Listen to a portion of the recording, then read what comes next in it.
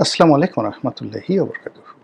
সম্মানিত দর্শক, বাংলাদেশের প্রবীণ রাজনীতিবিদ এবং সর্বজন শ্রদ্ধেয় রাজনীতিবিদ মির্জা ফখরুল ইসলাম আলমগীর রাষ্ট্রপতি হিসেবে শপথ গ্রহণ করেছেন। বিএনপির যারা ঘোরতর শত্রু তারাও আসলে এই ভদ্রলোক সম্পর্কে নেতিবাচক কোনো কথা বলতে পারবেন না। রাজনীতিতে সাধারণত ঘুষ, দুর্নীতি, অনিয়ম, স্বজনপ্রীতি থেকে শুরু করে আরও অনেক বিষয়াদি সামনে আসে। কিন্তু মির্জা ফখরুল সাহেবের যে সুদীর্ঘকালের রাজনীতি, সেই সুদীর্ঘকালের রাজনীতিতে এই বিষয়গুলো সামনে আসেনি। কেবলমাত্র তার ভাই, তবুও জনগণ তার নাম জানে না। তিনি স্থানীয় রাজনীতি করেন, ঠাকুরগাঁয়ের স্থানীয় রাজনীতি করেন। তার সম্পর্কে ২-৪ জন হালকা পাতলা কানাঘুষা করেছেন। আর সাম্প্রতিক সময় বিদেশে থাকে এক বিহারী পুত্র হিসেবে যিনি সমধিক পরিচিত, সেই বিহারী পুত্র এই বয়োবৃদ্ধ সর্বজন শ্রদ্ধেয় মানুষের ব্যক্তিগত চরিত্র নিয়ে খুবই বাজে এবং অশালীন কিছু কথা বলার চেষ্টা করেছেন। তো রাজনীতিবিদদের সম্পর্কে ইন জেনারেল যে সকল নেতিবাচক বিষয়াদি থাকে, সেদিক থেকে যদি বিবেচনা করেন, এই দুটো বিষয় ছাড়া একজন যাকে বলা হয় প্যাথোলজিক্যাল লায়ার। প্যাথোলজিক্যাল লায়ার মানে তার রক্ত এবং মাংসে মিথ্যা মিশে আছে। প্যাথোলজিক্যাল লায়ার মানে তার বাবা মিথ্যুক ছিল, মাও মিথ্যুক ছিল, এবং সাধারণত দেখা গেল যে পিতামাতার যে সঙ্গম, সেই সঙ্গমের মধ্যেও গণ্ডগোল থাকে। অর্থাৎ জন্মের যাদের ঠাঁই ঠিকানা নেই, কখনো জারজ হয়, কখনো আরও মন্দ কিছু হয়ে যায়। তো এই রকম মানুষগুলো সাধারণত যখন জন্মের পরে অনবরত মিথ্যা বলতে থাকে উদ্দেশ্য প্রণীতভাবে, স্বার্থ নিয়ে, তাদেরকে বলা হয় প্যাথোলজিক্যাল লায়ার। তো ওই যে বিদেশের যে বিহারী পুত্র, যাকে আমরা অনেকে ইল্লু বলি, সেই ইল্লু মিয়া মির্জা ফখরুল সাহেব সম্পর্কে যে ইঙ্গিত দিয়েছেন, নোংরা ইঙ্গিত, এগুলো সাধারণত তার মায়ের ক্ষেত্রে, তার বাবার ক্ষেত্রে হয়তো প্রযোজ্য। কিন্তু মির্জা ফখরুল সাহেবের যারা ঘোরতর শত্রু, তারাও এই কথা বিশ্বাস করবেন না। তো এরকম মানে যারা প্যাথোলজিক্যাল লায়ার, এরকম একজন লায়ারের বক্তব্য ছাড়া বাংলাদেশে যারা বসবাস করেন, এরকম কোনো মানুষ এই ভদ্রলোক সম্পর্কে কোনো বাজে কথা বলেনি। তো সেই অবস্থাতে যখন তিনি রাষ্ট্রপতি পদে গেলেন, সবাই ধরে নিয়েছে যে এবার সেখানে সাহিত্য যাবে, সংস্কৃতি যাবে, জ্ঞান যাবে, গরিমা যাবে, কবিতা যাবে, আরও অনেক কিছু। এর কারণ হলো তিনি কবিতা প্রেমী একজন মানুষ। কিন্তু যেদিন তিনি শপথ নিলেন, সেদিন নানা কারণে সেই শপথের অনুষ্ঠানটি কেমন যেন কালিমা যুক্ত হয়ে গেল। বহু সংখ্যক মানুষ সেদিন উপস্থিত, স্মরণকালের সবচেয়ে বেশি মানুষ একটি অনুষ্ঠানে উপস্থিত হয়েছেন। স্বয়ং প্রধানমন্ত্রী তার স্ত্রীকে নিয়ে উপস্থিত হয়েছেন। সেখানে প্রধানমন্ত্রী, রাষ্ট্রপতি সহ অনেকের সঙ্গে সেলফি তুলেছেন, এবং সে সকল সেলফি আবার সামাজিক মাধ্যমে ঘুরে বেরিয়েছে। বঙ্গভবনের বিভিন্ন দৃশ্য, তারপরে বিভিন্ন যে সকল ফটো কার্ড প্রচণ্ডভাবে ভাইরাল হয়েছে। তার মধ্যে মির্জা ফখরুল ইসলাম সাহেবের জামাতা, তার কয় মেয়ে আমি জানি না, তবে এক মেয়ে যে অনেক আগের থেকে তিনি সুপরিচিত, মেয়ের নাম শামাহ রুস। তো এই ভদ্রমহিলা, তিনি তার পিতা যখন জেলে ছিলেন তখন তাকে নিয়ে একটি আবেগঘন স্ট্যাটাস দিয়েছিলেন, এবং সেই স্ট্যাটাসের প্রেক্ষিতে আমি আবার একটা লেখা লিখেছিলাম নয়াদিগন্তে। মহাসচিব জেল থেকে বের হয়ে আবার আমাকে টেলিফোন করেছিলেন, ধন্যবাদ জানিয়েছিলেন দুটো কারণে। প্রথমত সেই লেখাটির কারণে, আর দ্বিতীয় কারণ হলো জেলখানাতে আমি যে রুমে ছিলাম কাশিমপুরে, ঠিক সেম রুমটাতে তিনি ছিলেন। আর ওখানে আমাকে যে সেবা করত যে ছেলেটি, তিনি মির্জা ফখরুল ইসলাম আলমগীর সাহেবের সেবা করতেন। ফলে ওই সুবাদে মানে আমার ব্যক্তিগত আচরণ কী, চালচলন কী, ওই 50 দিন আমি জেলখানায় কী করেছি এটা উনি সঙ্গত কারণে জেনে গিয়েছিলেন। তো উনি সেখান থেকে বের হয়ে আমাকে একটা টেলিফোন করেছিলেন, আমরা দীর্ঘক্ষণ কথাবার্তা বলেছিলাম। তো এর প্রেক্ষিতেই এই যে মির্জা ফখরুল ইসলাম আলমগীরের কন্যা সামা রুহ, তার সম্পর্কে একটা স্নেহ কাজ করেছিল। পরবর্তীতে যেটা জানলাম সেটা হলো এই সামা রুহর যে স্বামী ফাহাম আব্দুল সালাম, তার সম্পর্কে। তো ফাহাম বিতর্ক করতেন আব্দুল নত্তুর সারের মতো একটা সময়। দেখতে শুনতে বেশ স্মার্ট, তারপরে স্ট্রেট ফরওয়ার্ড ওয়েতে কথাবার্তা বলেন। পশ্চিমা ধাঁচের যে বইপত্রগুলো রয়েছে, বিশেষ করে যেগুলোকে বলা হয় ফিলসফিক্যাল অ্যান্ড লজিক্যাল যে সকল বই রয়েছে, তিনি এ সকল বইপত্র পড়েন, এটা বোঝা যায়। সেটা ইমানুয়েল কান্ট হতে পারে বা শফেনহাওয়ার হতে পারে। এই ধরনের বইগুলো পড়েন। এই ধরনের বই পড়লে মানুষের কথাবার্তায় যে ধরনের আর্ট আসে, ফাহাম আব্দুল সালামের কথায় ঠিক ওইরকম আর্ট মনে হচ্ছিল। তিনি কথাবার্তা বলতে গেলে বা লিখতে গেলে অনেক সময় দৃষ্টিকটুভাবে উপস্থাপন করেন অনেক কিছু, বা ক্ষেত্র বিশেষে মুখের শব্দ বিকৃত করেন, গালাগাল করেন।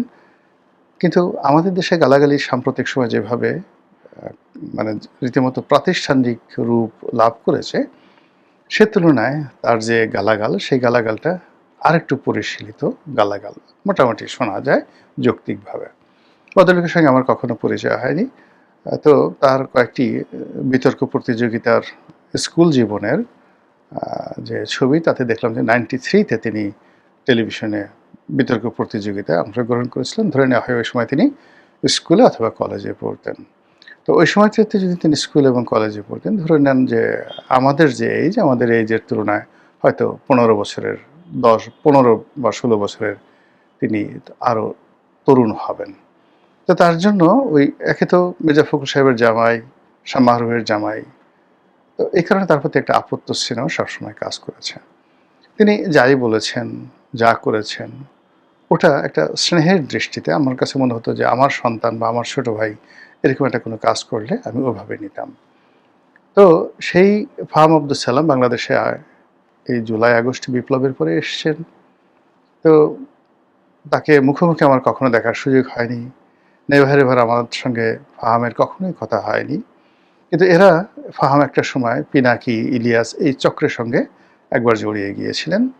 আবার পরবর্তীতে দেখা গেল যে তাদের সঙ্গে তার সেই চক্রটা ভেঙে যায়, তিনি আবার তাদের মতো আলাদা হয়ে যান। তো আমাদের এই সমাজ ইদানিং কিছু মানুষ হয়েছে যারা মূলত এদেরকে ব্লগার বলবেন না অ্যাক্টিভিজম করে অ্যাক্টিভিস্ট বলবেন বা ইউটিউবার বলবেন। আমি এই জিনিসগুলো আমি নিজে দীর্ঘদিন যাবৎ ইউটিউবের সঙ্গে আছি। আমি বুঝি না যে আমাকে কেন ইউটিউবার বলা হবে বা কেন আমাকে ব্লগার বলা হবে, বা আমাকে কেন অ্যাক্টিভিস্ট বলা হবে। মানে অ্যাক্টিভিস্ট বলতে আসলে কী বোঝায়, এই বিষয়গুলো নিয়ে আমার নিজেরই যথেষ্ট কনফিউশন আছে। ফলে ফাহামকে কেউ হয়তো অ্যাক্টিভিস্ট বলেন, কেউ ইউটিউবার বলেন, কেউ আরও অনেক কথাবার্তা বলেন। তো এটা নিয়ে আমার মূল ব্যাপার হলো যে এগুলো নিয়ে আমার দরকার নেই। দরকার হলো যে সে আসলে যে কথাগুলো বলছেন, সেগুলো যখন আমার কানে আসছে, সেগুলো কীভাবে রিয়াকশন আমি করি। যতটুকু তিনি যাবৎকালে বলেছেন প্রায় সব কথাই চৌকস, আপনার দ্বিমত থাকতে পারে কিন্তু আপনি অস্বীকার করতে পারবেন না, ইত্যাদি ইত্যাদি ইত্যাদি। তো সেই ফাহাম আব্দুল সালাম যখন বাংলাদেশে এলেন, বিভিন্ন জায়গাতে তিনি অনুষ্ঠান করলেন। আমি দেখলাম যে অন অ্যাভারেজে টেলিভিশন থেকে যেভাবে লম্বা চূড়া মনে হয়, কিন্তু বাস্তবে তিনি সে তুলনায় একটু খাটো, স্বাভাবিকভাবে একটু খাটো, অনেকটা সেই শাহেদ আলম, সাংবাদিক শাহেদ আলম, পিনাকি ইলিয়াসরা যাকে গালাগাল করে বিরিয়ানি আলম বলেন, he is mostly bad named by Biryani Alam. তো এই ফাহাম আব্দুল সালাম এবং শাহেদ আলম, এদের উচ্চতা ঠিক সমপর্যায়ের হতে পারে, এরকমভাবে একটা আন্দাজ করলাম। শাহেদ আলমকে আমি চিনি ব্যক্তিগতভাবে, আমার সাথে সম্পর্ক ভালো, কাজে আমি ওর উচ্চতাটা মাপতে পারি এবং সেই উচ্চতায় আমি ফাহামকে ধরে নিয়েছি। তো এই ফাহাম বঙ্গভবনে গেলেন তার মানে শ্বশুরের অনুষ্ঠান উপলক্ষে। সব লোকজন নানা রকম ট্রল শুরু করলো। সেই একটা মানে ব্রেস্ট, মানে ডবল ব্রেস্ট বলা হয় এগুলোকে, এক ধরনের কোট পরে আসছে, যেটা একসময় সাধারণত 70-এর দশকে এই ধরনের কোট পরা হতো। বড় বড়, অনেক বড়, মানে যাকে বলা হয় সেই কোটের যে কলার, ওই কলার এখন সাধারণত কেউ পরে না। মানে আপনি যত দামি এ যুগের আছে, ইভেন ৫০-এর দশকে, ৬০-এর দশকে ওই সময়টাতে এ ধরনের ডবল ব্রেস্ট কোট পরা হতো না। তো এটাকে একজন একেবারে ইয়াং, তারপরে সাইজে একেবারে ছোট, যদি এটা খুব বড় লম্বা প্রকৃতির হতো, ডোনাল্ড ট্রাম্পের মতো লোক হতো, তাহলে এটা হয়তো কেমন দেখাতো আমি জানি না। কিন্তু এই কোটটি আসলে তার সঙ্গে মানায়নি। ফলে এটি নিয়ে মানুষ ট্রল করছিল, আহা! জামাই কোট পরেছে দেখার মতো, ইত্যাদি, ইত্যাদি ঘটনা। এখন পোশাক-আশাক একান্ত ব্যক্তিগত রুচির বিষয়। কে কোনটা পরবে না পরবে, এটা তার একান্ত ব্যক্তিগত বিষয়। কিন্তু বঙ্গভবন, শাহ মাহরুর মির্জা, মির্জা ফখরুল, মির্জা ফখরুলের ড্রেস কোড, ফাহাম আব্দুল সালামের যে ব্যক্তিত্ব, তার সঙ্গে আসলে কোডটা নিয়ে সাধারণ জনগণ যে বিতর্ক করছে, এর মধ্যে আমি নেতিবাচক কিছু দেখি না, because they are expecting much more positive things from Faham Abdul Salam. কিন্তু সেটা হয়তো পোশাকের ক্ষেত্রে সে যাকে বলা হয় রাখতে পারেনি। সে তার নিজের ব্যক্তিগত যে রুচি অভিরুচি, সেটা পোশাকে ফুটিয়ে তুলেছে। দ্বিতীয়ত হলো, সে পারিবারিক একটা অনুষ্ঠানে বসেছে। এটা রাষ্ট্রপতির অনুষ্ঠান, তার শ্বশুর অনুষ্ঠান। আমাদের দেশে সাধারণত মুরব্বীদের সামনে আমরা পা তুলে বসি না, এমনকি চেয়ারে হেলান দিয়েও ওইভাবে খুব স্টাইল করে বসি না। এটা আমাদের দেশের ভদ্রতা। বিশেষ করে মির্জা ফখরুল সাহেবের মতো যেখানে হাই গ্রেডের ভদ্রলোক, জেন্টলম্যান, তিনি মানে তার কতটা জেন্টল, একটা অনুষ্ঠানে ধরুন আমি গেছি, তো তিনি তো আমার চেয়ে বয়সে অনেক বড়, সম্মানিত, কিন্তু জীবনে কখনো তুমি করে বলেননি, আপনি আপনি করে বলেন। তো উনি আমাকে দেখে সোফা থেকে দাঁড়িয়ে গেলেন এবং তার নিজের আসনটি তিনি ছেড়ে দিলেন। তা আমি বললাম যে, ভাই আমি তো এখানে বসতে পারবো না, আপনি এখানে বসেন প্লিজ, প্লিজ। সে কিছুতেই বসলো না। পরে আ সেই সোফার উল্টো দিকে একটা চৌকি ছিল। সেই চৌকি আমি এবং উনি পাশাপাশি বসে প্রায় ২.৫ ঘন্টা ৩ ঘন্টা আমরা সেই অনুষ্ঠানে বসে গল্প করলাম। কিন্তু কিছুতেই তিনি আমার সামনে সেই সোফাতে বসলেন না। এইরকম ভদ্রলোক। তো যে মির্জা ফখরুল সাহেব সোফা ছেড়ে দিলেন, তার পাশে কিন্তু মোয়াজ্জেম হোসেন আলাল সাহেব ছিলেন। তিনি কিন্তু আমার বন্ধু মানুষ। তো মোয়াজ্জেম হোসেন আলাল কিন্তু সোফা ছাড়েননি। কিংবা ধরুন তার পাশে আরও একজন নেতা ছিলেন, তিনি কিন্তু সোফা ছাড়েননি। কিন্তু মির্জা ফখরুল ইসলাম আলমগীর সাহেব সোফা ছেড়ে দিয়েছিলেন। তো এইরকম একজন ভদ্রলোক মানুষ। কাজেই তার জামাতা, তার মেয়ে, তার কন্যা, তার সন্তান সম্পর্কে তো মানুষ ওইরকমই আশা করে। তো সেখানে তিনি পায়ের উপর পা তুলে যেভাবে তিনি বসেছেন, এটা অনেকের কাছে দৃষ্টিকটু এবং সবাই বলার চেষ্টা করছে, এবার বঙ্গভবন গেছে, বঙ্গভবন এবার জামাই ঢুকেছে, জামাই একেবারে মির্জা ফখরুলকে শেষ করে দেবে। এখন কতটা শেষ করবে কি করবে না, থাকবে কি থাকবে না, এই ধরনের কথাবার্তা হচ্ছে। ইতিমধ্যে সামার মির্জা ফখরুল ইসলামের ছেড়ে দেওয়া আসনে তিনি নির্বাচন করবেন, সেটি নিয়ে আলাপ আলোচনা হচ্ছে। তো এইরকম অবস্থা চলছে। কাজেই ফাহাম আব্দুল সালাম সম্পর্কে আর অতিরিক্ত কিছু বলার দরকার নেই, এই পর্যন্ত থেকে আমি শুধুমাত্র অতীতে সেই বঙ্গভবনের ইতিহাস বলি। এর ইমিডিয়েট আগে জনাব শাহাবুদ্দিন চুপ্পু, তিনি বঙ্গভবনে ছিলেন। তার সঙ্গে তার সন্তান ছিলেন, একমাত্র সন্তান, যিনি চলচ্চিত্র পরিচালক বা প্রযোজক এরকম কিছু ছিলেন। অত্যন্ত মানে যাকে বলে, পিতা তাকে খুবই ভীষণ রকম স্নেহ করতেন। তারও ডাকনাম রনি। তিনি সেখানে থাকতেন। তো রনির কারণে একবার তিনি সিনেমা দেখতে গেলেন। শাহাবুদ্দিন চুপ্পু সিনেমা দেখতে গেলেন। এটি নিয়ে খুব ট্রল হয়েছিল। এর আগে সেখানে জিল্লুর রহমান সাহেব ছিলেন। জিল্লুর রহমান সাহেবের ছেলে পাপন সেখানে থাকতেন এবং সেটা নিয়ে অনেক কথাবার্তা হতো। কিন্তু ওইভাবে পাপন পরবর্তীতে যখন এমপি হলেন, তিনি নিজেই এত ইতিহাস তৈরি করেছেন যে তাকে আর মানে তার পিতার দিকে তাকাতে হয়নি, বা বঙ্গভবনের কোনো কথা তার মানে মাথায় নিতে হয়নি। এরপরে সবচেয়ে বেশি সমস্যাটা হয়েছিল চৌধুরীর জামানাতে। আপনারা জানেন যে ডক্টর বদরুদ্দোজা চৌধুরী এবং মাহি চৌধুরী বাংলাদেশের খুবই আলোচিত এবং বিখ্যাত ব্যক্তি। তো মাহি চৌধুরী নানা কারণে বিখ্যাত, সুন্দরভাবে কথা বলেন, ব্যবসা বাণিজ্য করেন, অনেকটা মিডিয়া জগতে দীর্ঘদিন ধরে তিনি এবং তার পিতা জড়িত।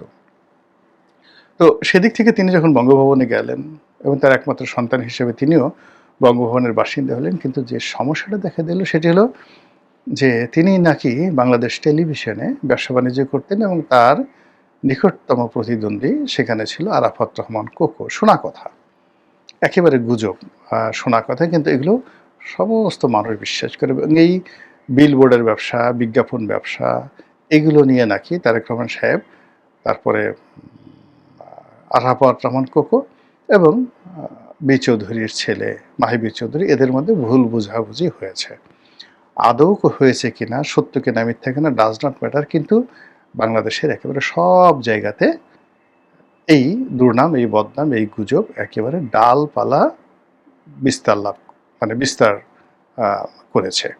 এবং সেই বিস্তার করার ফলে কি হলো, আলটিমেটলি যখন বি চৌধুরীর চাকরি চলে গেল, অর্থাৎ তিনি প্রেসিডেন্ট পদে থেকে পদত্যাগ করতে বাধ্য হলেন, তারপর মাহিবি চৌধুরী সেই সহ তার পিতা সহ বিএনপির নিগ্রহের শিকার হলেন, তখন সবাই, এবং পরবর্তীতে উনি যখন রাজনৈতিক দল করেন বিকল্পধারায়, সেখানেও তার যে পুত্র স্নেহ, সেই পুত্র স্নেহের কারণে তিনি সেই তার রাজনৈতিক দলগুলো ধরে রাখতে পারলেন না। ডক্টর কামালের মতো মানুষ, কর্নেল অলির মতো মানুষ, তাদের সাথে তার সম্পর্ক নষ্ট হয়ে গেল কেবলমাত্র সন্তানের কারণে। এই জন্য সবাই বলাবলি করছে যে এই বৃদ্ধ বয়সে মির্জা ফখরুল ইসলাম আলমগীর সারা জীবন তিনি যে সুনাম রেখেছেন, সুখ্যাতি রেখেছেন, সেগুলো এই বুড়ো বয়সে এসে তার দামাদ মানে তার জামাইয়ের কারণে অতীতের যে রেকর্ড বঙ্গভবন কেন্দ্রিক, বঙ্গভবন পুত্রদের, ভূমিপুত্রদের যে অত্যাচার, যে জুলুম বা যে দুর্নাম, যে বদনাম যা কিছু হয়েছিল, সেটা বাহাম আব্দুল সালামকে আকর্ষণ করবে কিনা, এবং সেটা যদি হয় এটা মারাত্মক আকার ধারণ করবে। কারণ হলো, সরকারে এমন অনেক কর্তা ব্যক্তি আছেন যারা মূলত মির্জা ফখরুল ইসলাম সাহেবকে পছন্দ করেন, কিন্তু ফাহামকে পছন্দ করেন না ডিউ টু হিজ নলেজ। এই সরকারের ভিতরে অনেক বোকা লোক আছেন যারা লেখাপড়া করেন না।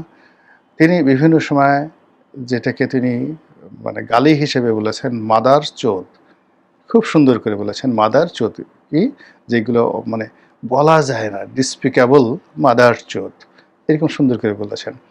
এই মাদার চোদ প্রকৃতির অশিক্ষিত টাইপের মানুষ মন্ত্রী এবং এমপিদের মধ্যে যারা আছেন, তারা ফাহাম আব্দুল সালামের মানে প্রতিটি কদমে কদমে ভুল ধরবেন।